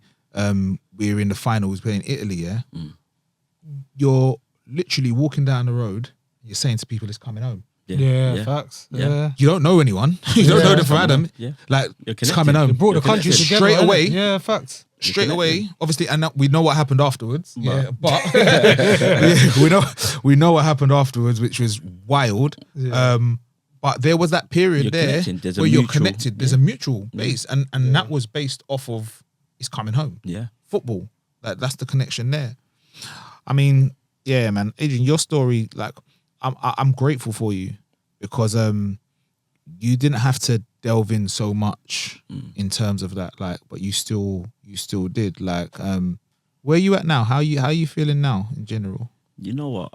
I'm saying I'm on I would say the upward trajectory, getting back to how I used to feel. In terms of quote unquote feel like I'm winning or not holding on. You know what? I'll deal with that. I'll move on. Not being fearful of life. You know what I mean? Because there was a point I was fearful, like, where am I going to be? Who am I going to be? What am I going to be to my boys? But that all came in with that. Because like I said, if you look at the quote unquote norm and society expectation. Like I done it. I tick the boxes. Yeah. Girl from young, married from young. Yeah. Bought the house, had kids after buying the house. Mm. Good career, onwards and upwards. You understand what I'm saying? Yeah. And all of that meant nothing. It's all gone. You understand? Like that, it's gone. Yeah. However, now, like, I'm getting back to where I am. Like you said, having peace with knowing you can be a villain in someone's story. Yeah. Knowing that you're only as good as your last act. You understand? Yeah. So people that you've done really good things for, Yeah. they don't care about because it's only the last thing you've done for them. You understand? Yeah, Yeah. facts. You understand? Just like in football. I was just about to say that. Yeah. Just like Good as your last goal. you're as good as your last goal. Yeah. Your last best performance, Yeah. whatever it Same, may be. yeah. Yeah. And then the manager comes in, I've got this new guy. And then that's it. It doesn't matter that you scored a hat-trick, you scored a winner in the last minute of the game. It's just life. And it's finding the balance with that and accepting that. So, yeah, like, due to my network, due to doing 2 sets of therapy, you know, having a real conversation with my director because he's a real one. He's annoying sometimes. You know, when I'm saying he's annoying sometimes, he's a trained counsellor. So you be in the room talking to him, and next minute before you know it, you're offloading about everything. You understand what I'm saying? And being in a safe space. You understand what I'm saying? It's been a hard journey. You know what I mean? Like I've cried. I'm not gonna sit here and lie and say no, man, never. I cried. You understand? Big cries. You understand? Yeah. Like you know the one. But do you know the thing is, there's nothing like. You see, like obviously when you say you cried, you're like, there's nothing wrong with crying, man. There's nothing wrong with it, and this is what society does, bro. It makes you think as men you can't be vulnerable. You have to be vulnerable. Do you get what I'm saying? Like that you've got kids, I've got kids. And I want my kids to know there's nothing wrong with that. You know what I'm saying? There's nothing wrong with it. If you feel upset, like don't be tough. Like cry. Like, do you get what I'm saying? Like cry, man. Like there's nothing wrong with crying. Trust me. And this is where society, it's society. We're getting to a better place, but also as well, it's about the teaching that we have as well, because it's within certain families, like within certain cultures, like they don't tell nobody your business and big boys don't cry. Like we know that, do you know what I mean? So it's about us now. If we're going to have these conversations like we're having here, we need to bring them into our families. Facts. Do you know what I'm saying? Trust me. And I would say it's improving because even like my uncle, he's like, yo, you cool? Like, is your mental health cool? And my dad, yo, you okay? Like, So men are getting better at it. And when you think about it now, like you're saying, it's been more publicized. And even if I look at because I had to go quick one. I had to go for my child arrange. Like I had to go custody for my children, a battle for my children. And even the courts, and my younger brother, he had to go for court. But even the courts now are valuing the importance of fathers who want to be active. You understand what I'm saying? So they turned around and said, nah, this guy needs to be involved as much as possible. That was about me. Okay. That's what they wrote. They said, That's no. Both parents involved as much as possible. But historically, and men who are going through this situation believe you got rights and battle for them. But historically, it used to be the mum got everything. Whatever the mum asked for, 9 times out of 10 historically, she got that. Unless she was really bad. Now the courts are valuing. Like when my brother's ex took him to court, she thought it was going to be boom, boom, boom. The court was like, no. He needs to see his child. And so he's got his child. He says he can't have her every week or during the week, but they said you have her 3 weeks out of the month. So 3 weekends out of the month, he has his daughter. You understand what I'm saying? Because they're valuing, if you want to be an active dad now, they're valued, but they also know the importance of your mental health as well, because that coincides with not it. only that, it's important for the dad to be in the child's life anyway. If you want to be active. But my thing is, there's a lot of women that do both. But they can't do both. Like they can't play the role of the dad. The dad can only play the role of the dad. Do you get what I'm trying to say? There's some stuff that mums can't teach. And some stuff dad can't teach. And then there's some stuff that dads can't teach what mums do. Do you get what I mean? So it's just important that both parents are in the child's life. Do you get what I'm saying? It's so important, bro. So, like I said, I think generally across the board, though, I think everyone's understanding the importance of men's mental health and they're checking. And you're getting more play for it because even if we go back to football, Dele Alli, Richarlison, you know what I mean, Gary Speed, you know, Yeah. God rest his R.I.P. R.I.P. Gary. Yeah. But Aubameyang just came out as well. Aubameyang came out and talked about even the mental health of him. You know yeah, what I mean? Yeah. so everyone's coming now because they feel it's safe to come out now. You're not looked at as you got to be strong Yeah. and powerful. Yeah. You know what I mean, and resilient. You know, And the one thing that you kept going with is football. Yeah. Even through all of what you've gone through, the one thing that's been there, and you said it, consistency yeah, is football. Yeah. Do you know what I mean? So I feel like those things from now, they're so important that we have these spaces for the young people and the next generation that we bring in. Listen, Adrian, before we go, we just need to ask you, what's one piece of advice that you'd give to somebody that may be struggling, going through something? So the one bit of advice, like I always said before, is surround yourself with your village. Well, I mentioned it earlier, but before, surround yourself with your village. Connect with your village. If it's one person out of the village, it doesn't have to be 10 people, 20 people, but connect with your village and seek support. There's so many advice lines that can help you, etc. And it's, you know, confidential.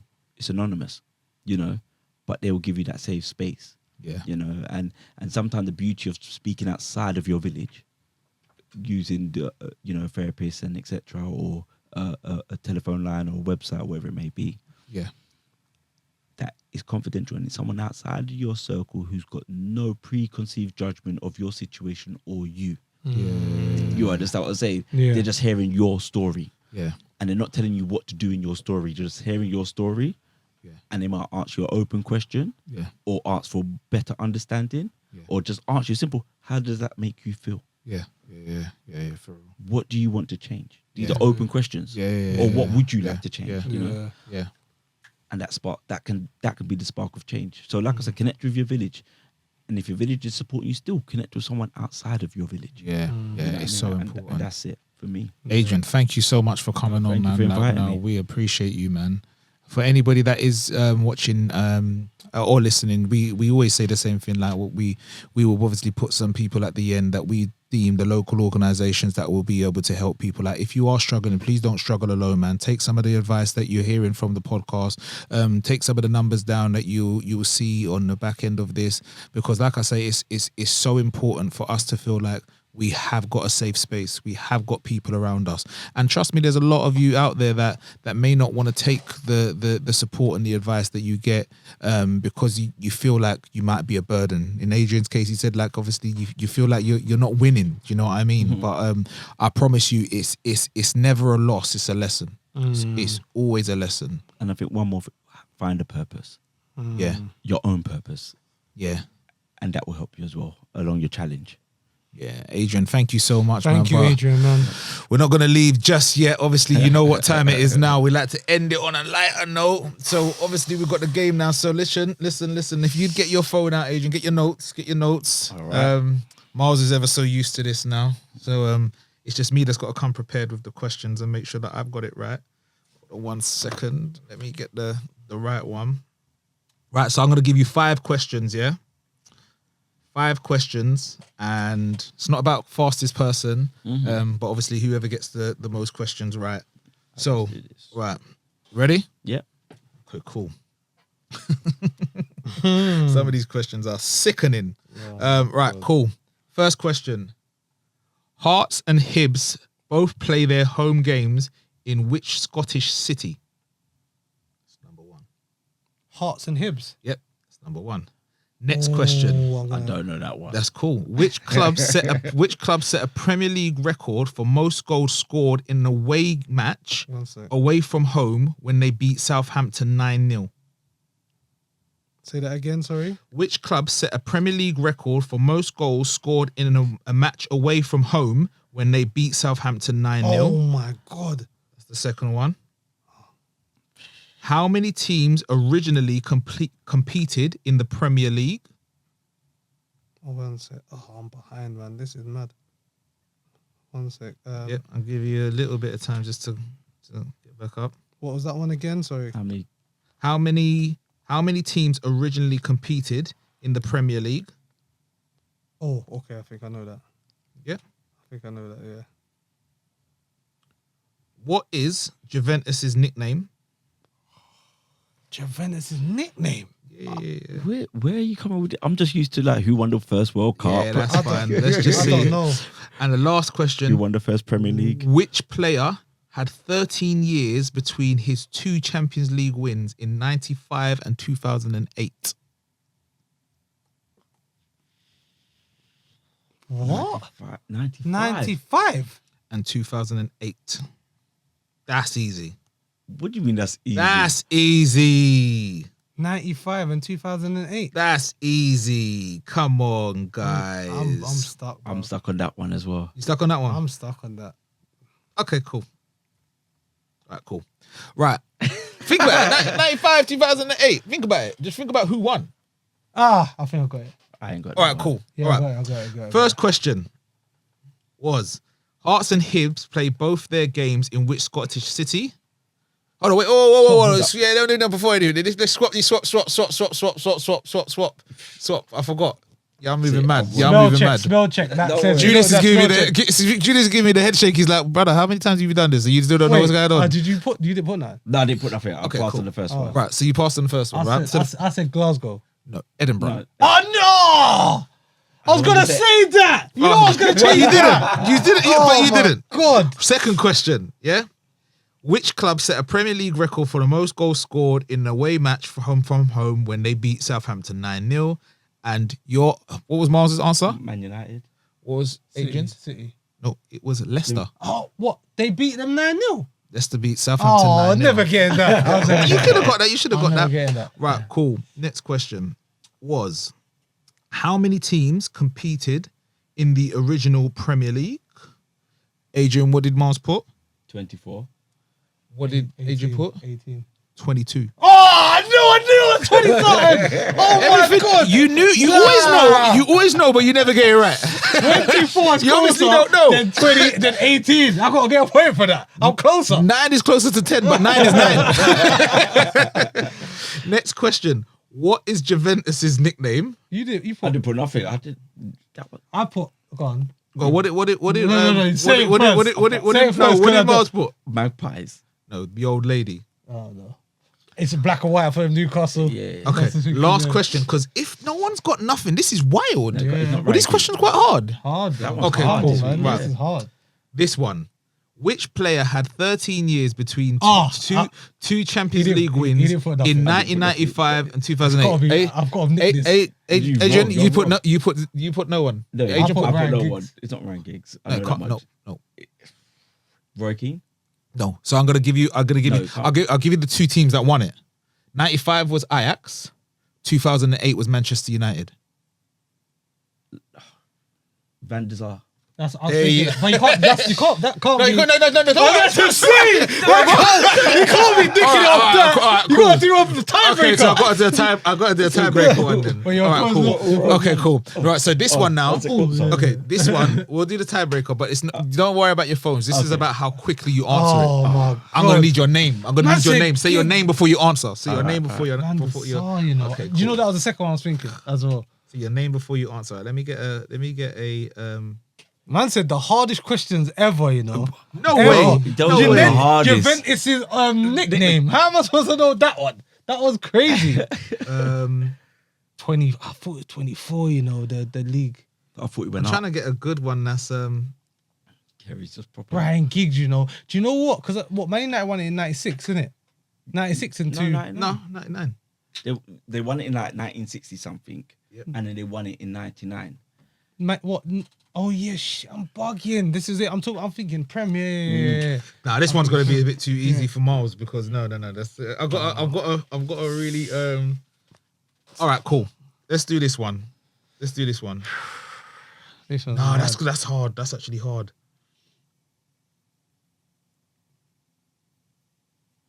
All right, cool. This is gonna be a bit hard, but it's fine. It's fine. I'm fine. Is it answer? Can we answer it or is it? No, just say your name first. Alright, All right, cool. cool. Yeah, you should be able. Right. Which English manager? And it's nice, yeah, because we're going on to the Euros. Yeah. Right. Which English manager gave Southgate his England debut? Adrian. Terry Venables. Yes. That's not fair. He's older than me. He's older than me. That mean nothing. Of course it That don't mean means something. nothing. It Bro, doesn't. How many He's caps have you older got? than me. How He many knew. footballing caps you got? Listen, he's older than me. He's gonna win. That was quick though. That was very that quick. was super quick. That was quick still. Nah, Adrian, thank you so very much for appreciate coming you, on, man. man. Thank We you, man. appreciate you. Once again, if anybody is struggling or if you are going through anything, please make sure that you call the helplines that we've got. We've got local organisations as well as the bigger organisations. As we say, like, we're here to support. So even if you want to just message us, send us a DM or anything like that, if you are looking for any advice, and we'll look to signpost you. My name's Kerry Phillips. My name's Miles Weston. And thank you for tuning into the Set Piece Podcast. If you've been affected by anything discussed in this episode, we encourage you to seek support. Visit our mental health resources page at www.thesetpiecepodcast.com for help, guidance, and more information. Because when it comes to mental health, every mind deserves extra time.